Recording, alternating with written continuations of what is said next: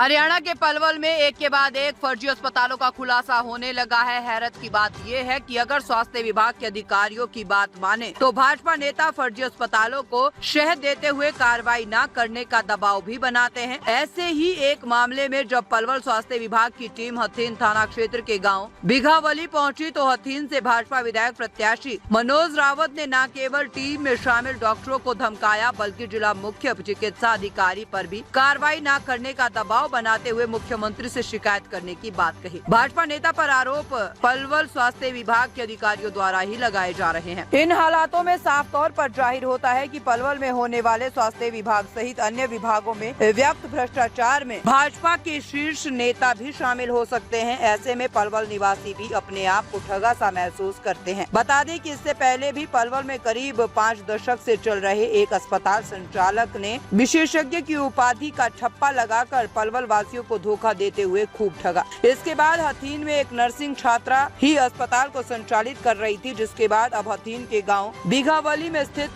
किशोरी nursing home पर स्वास्थ्य विभाग पलवल की टीम ने छापा मारा। पलवल जिला मुख्य चिकित्सा अधिकारी डॉक्टर जय भगवान जाटान ने मीडिया को बताया कि छापामार टीम को किशोरी नर्सिंग होम पर एक अबॉर्शन के लिए जबकि 2 डिलीवरी के लिए पेशेंट मिले। उन्होंने बताया कि एक 12वीं पास कथित डॉक्टर राजरानी द्वारा इस अस्पताल को जिस डॉक्टर के नाम पर चलाया जा रहा है उस डॉक्टर का कुछ अता पता नहीं है। एक और जहां डॉक्टर और पेशेंट को छुपाने का भी भरपूर प्रयास किया गया तो वही दूसरी ओर हथीन से भाजपा विधायक का चुनाव लड़ चुके मनोज रावत ने उनकी टीम को धमकाया एवं उन्हें भी ऐसी कार्रवाई न करने की बात कही और साथ ही मुख्यमंत्री नायब सिंह सैनी को शिकायत देने की भी बात कही। उन्होंने बताया कि इस अस्पताल में दिन में हुई एक डिलीवरी में बच्चों की मौत हुई है। इसके अलावा अस्पताल में ऑपरेशन की दवाइयां भी मिली। उन्होंने कहा कि हथीन थाने में नर्सिंग होम के डॉक्टरों के खिलाफ मामला दर्ज करवा दिया गया है। आगे इस मामले की जांच पुलिस करेगी। भाजपा नेता द्वारा स्वास्थ्य विभाग की टीम को जो धमकी दी गई है उसके बारे में जिला उपायुक्त डॉक्टर हरीश कुमार विशिष्ट को भी अवगत करवा दिया गया है।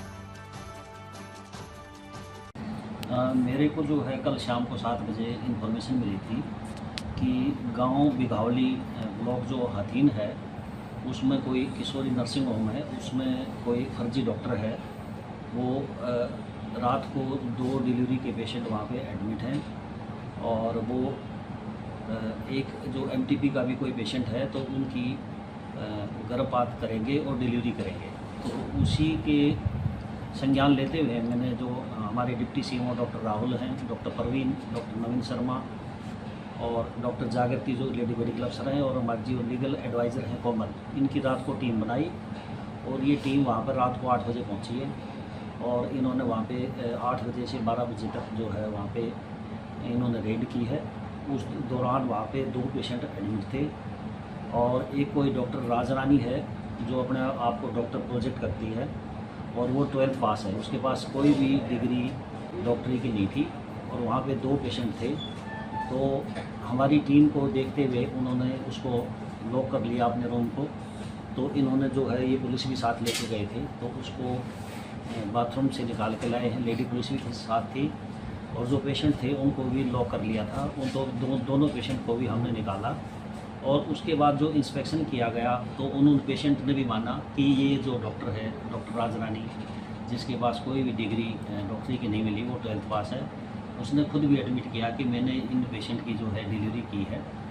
और उन जो 2 पेशेंट थे हमने एक पेशेंट को तो यहाँ सिविल हॉस्पिटल भेजा और एक उन्होंने ही अपने आप नल्लड़ मेडिकल कॉलेज में भेजा था। जब इन्वेस्टिगेशन की गई तो उनके परिजनों ने बताया कि बीच में जो एक डिलीवरी जो दिन में हुई थी और डॉक्टर राजरानी ने रेफ़र की थी, उस बच्चे की भी वहाँ पे रास्ते में डेथ हो गई है। तो वो मैटर जो पुलिस है इन्वेस्टिगेट कर रही है।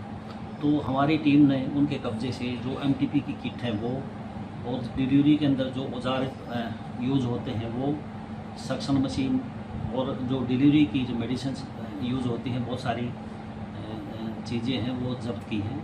और हमारी टीम ने drug and cosmetic act, MTP act, national medical council act और बीएनएस की धाराओं के तहत थाना जो हथीन में पुलिस एफआईआर दर्ज करवाई है। तो किसी की गिरफ्तारी, कितने लोगों के खिलाफ मामला दर्ज किया गया? ये 2 डॉक्टर हैं, एक तो जो ये फर्जी डॉक्टर है डॉक्टर राजरानी, एक ये और एक डॉक्टर शहनाज है जिसका वो नाम यूज करती थी। तो इस नाम की कोई डॉक्टर शहनाज मिली नहीं, फिर भी हमने इन 2 लोगों के खिलाफ जो है FIR दर्ज करवाई। हाँ, ये बिल्कुल ठीक बात है। उन्होंने मेरे को भी रात को फ़ोन किया था और मेरे को वैसे मैसेज भी किया है कि भाई जो आपकी टीम है, आप नाजायज़ लोगों को तंग मत कीजिए। वो मेरे व्हाट्सएप पे मैसेज आया है और वो रिकॉर्डिंग मैंने भी सुनी है। तो क्या है रिकॉर्डिंग में पूरा? रिकॉर्डिंग में वही है कि जो हमारी टीम है PNDT की, ये जो MTP और PNDT की टीम चेक करने गई थी, उनको धमका रहे थे कि आप रेड मत कीजिए, नहीं तो CM साहब को हम आपकी शिकायत करेंगे। तो इस तरह का दबाव बनाना टीम के ऊपर, ये बहुत गलत है।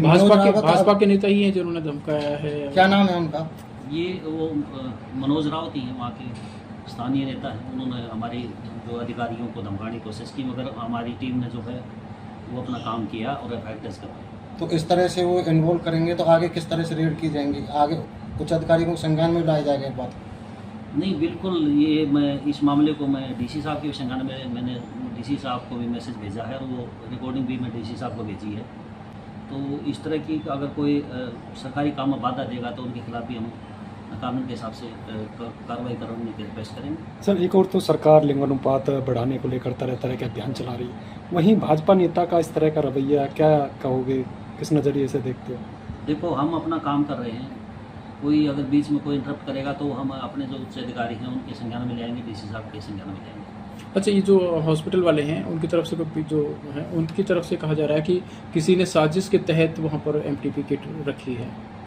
नहीं, मेरे को इस तरह की कोई बात नोटिस में नहीं है, और इस तरह की अगर कोई बात आती है तो वो जो पुलिस है वो इन्वेस्टिगेट कर रही है सारा मामला। हमने जो अपनी जो भी चीज़ें बरामद की हैं वो हैंड ओवर सील कर दी है और पुलिस को दे दी है। अब जो इन्वेस्टिगेट